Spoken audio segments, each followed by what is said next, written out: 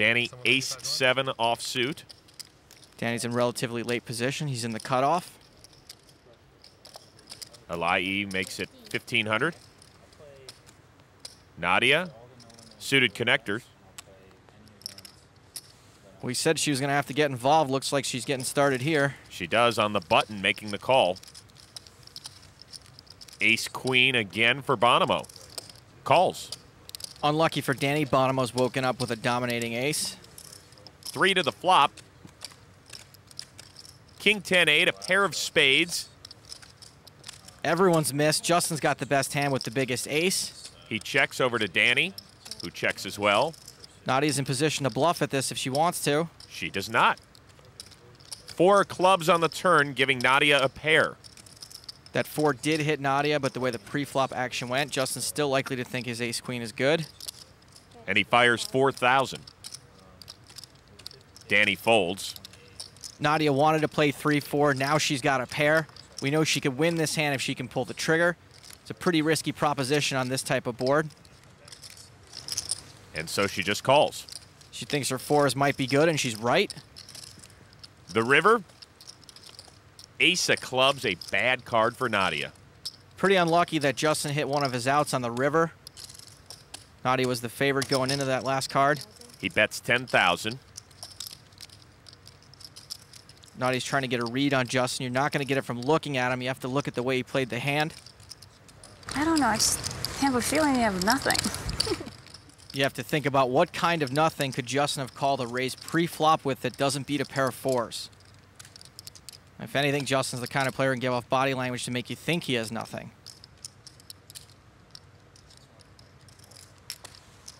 She calls. I river the ace. He doesn't look too proud of spiking that ace on the river. He might be showing that for Nadya's benefit, but he's still stacking the chips. Well, Nadya had a good read on Justin until the river. Back-to-back pots has now put Bonomo in second place. The loose cannon, Nadya Magnus, has lost about 20K from the original 100 grand she was staked. Also on the wrong side of even is Barry Greenstein, who is with Amanda. All right, Barry, what's your impressions of the loose cannon so far? Well, she's a tight cannon so far, and it was pretty unfortunate that last hand. You know, I think she's a good player, and I don't know how much she knows about Justin, but her vibe was right. You know, Justin probably had nothing, except on the river, he made a very value-looking bet, and it just smelled to me exactly like what it was. He drew out on her on the river. So it's pretty unfortunate for her. She was going to pick him off if any card came, and he happened to hit the one that drew out on her. Good luck today, okay? Tight cannon is right. That last hand Barry was talking about was hand 16 and the first flop Nadya has seen. I know I'm supposed to be the analyst, so please forgive the simplicity of this, but if Nadya wants to beat these guys, she's going to have to see some flops. Folks, that's why Joe is the best in the business right there. This Joe folds. Danny, ace-4 suited. Raises to 1,600. Nadya, king-queen offsuit. Maybe she'll start now.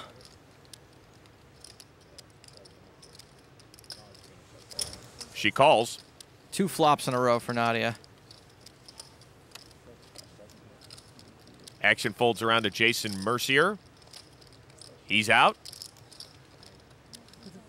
So it'll be Danny and Nadya looking at this flop. Trey, queen, jack, 2 clubs.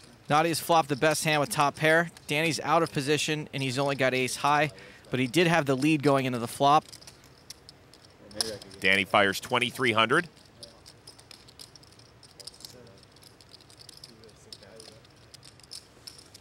Nadya contemplating a call with top pair. Actually, she raises to 6,200. Nice move, Nadya.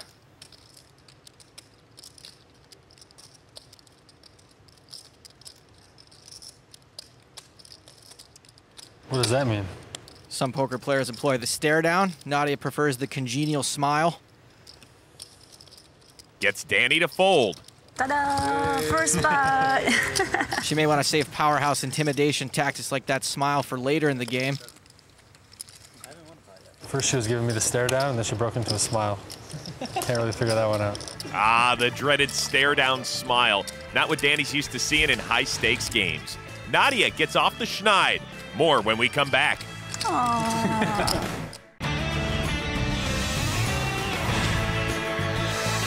This is the PokerStars.net Big Game.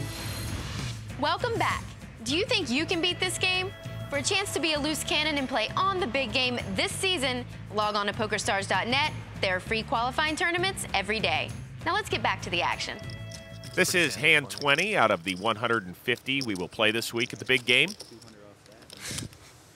Pretty much. How else do you build a pot? Action begins with Justin Bonomo, Queen 5. Folds. Ace-Jack for Barry Greenstein, raises to 1,500. Pocket Kings for Jason Mercier. Big pocket pair, we're likely to see a re-raise. If he just calls, he risks letting in the 2 blinds.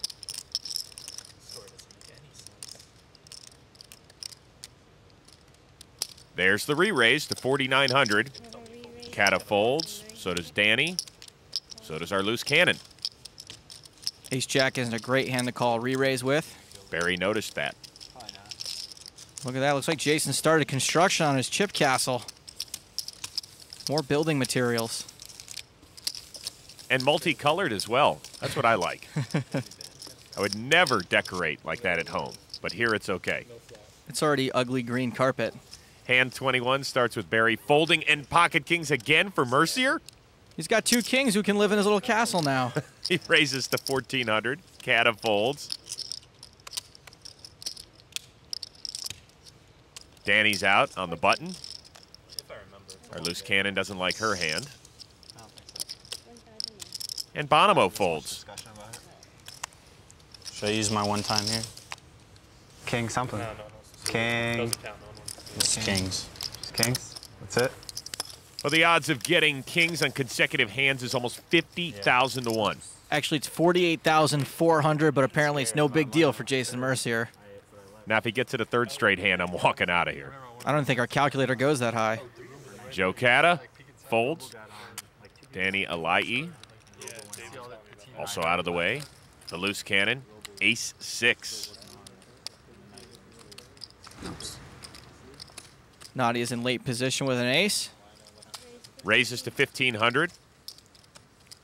Action folds around to Jason, who's got Ace-Jack. He calls. If Jason were playing a player he knew better or open light, he might re-raise with ace-jack. The flop, Ace-6-8, 2-pair for Nadya, top pair for Jason. Mercier checks. Nadya's got Jason in a nasty spot right now. If she plays it right, she should be able to win herself a big pot. The best way to do that would be to take a cue from Jason and start building, but in this case, a pot. Not a nice little castle. I don't know if Nadya's hesitation is going to help her or hurt her here, but Jason has definitely noticed it. She fires 2,600.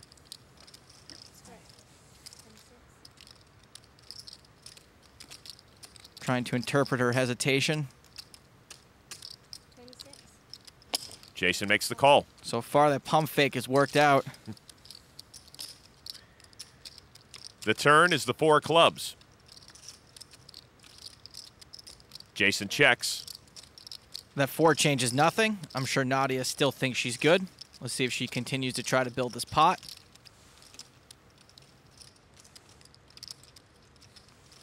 This time she fires 6,100. Amateurs usually play pretty straightforward. Jason must know she's got something at this point.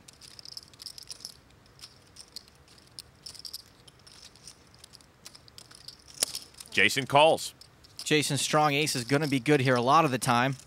It's not right now. Nadya fills up on the river.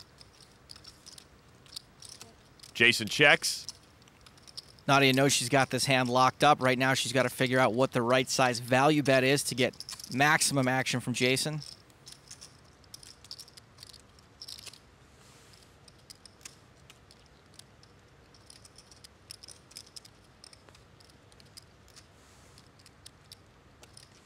Nadya fires 13,200. How much? That's a pretty decent value bet from Nadya, since I can't imagine Jason was really trying to trap her with ace-jack in this spot, and the board never really changed from the flop. Jason's probably going to have to pay her off.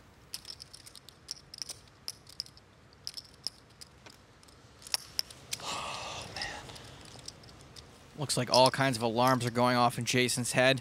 His hand is basically a bluff catcher at this point.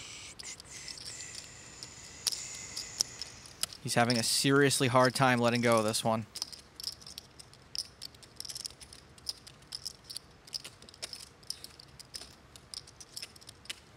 Jason calls. A boat. God, I'm so terrible. My analysis says I think he regrets the way he played the hand. Nice hand. Thank you. Nadya wins a pot of more than 47 grand. Get us another loose cannon. Nadya stays.